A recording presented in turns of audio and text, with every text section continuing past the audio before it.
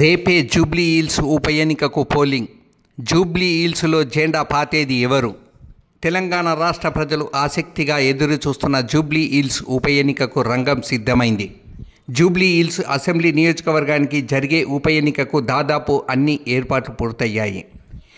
నేడు ఉదయం కోట్ల విజయభాస్కర్ రెడ్డి బొటానికల్ గార్డెన్లో ఎన్నికల సామాగ్రిని పోలింగ్ సిబ్బందికి అప్పగించారు.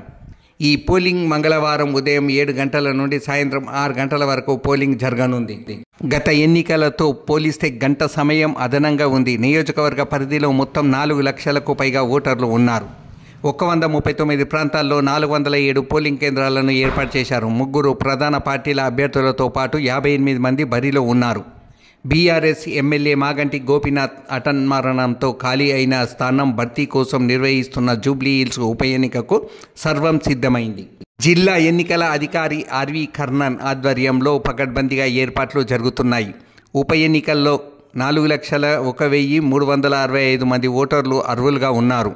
వారిలో 2,08,561 మంది పురుషులు, 1,92,779 మంది మహిళలు, 25 మంది ఇతరులు ఉన్నారు.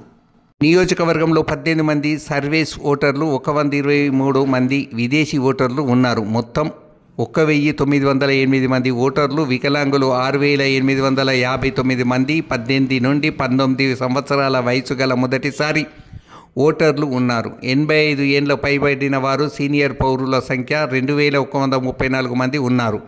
139 భవనాలలో 407 పోలింగ్ కేంద్రాలు ఏర్పాటు చేశారు.